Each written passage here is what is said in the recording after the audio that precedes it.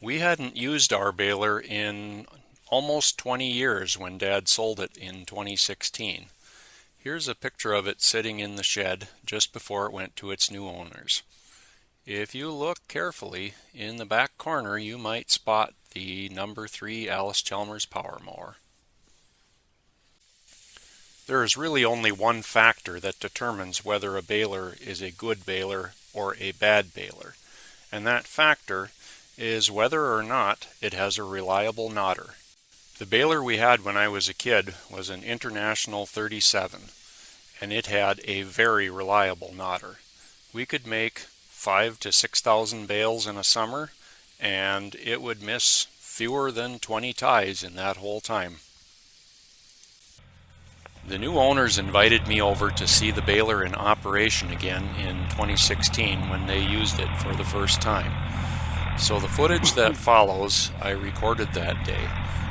I apologize that the camera I had at the time didn't take HD video, so it might look a little grainy if you're watching it on a larger screen, but it should be okay on a phone or a tablet.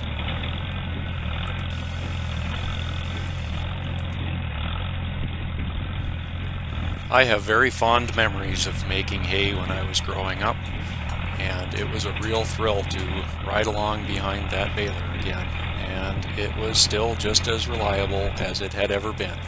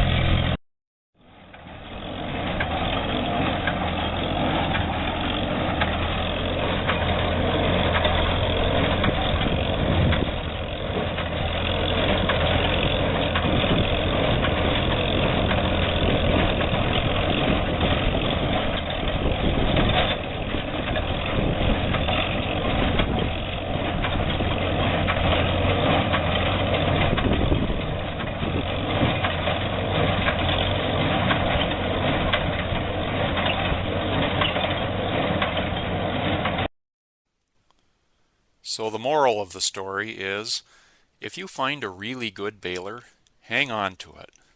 And if you find that you no longer need it, be sure to pass it along to someone who will really appreciate it.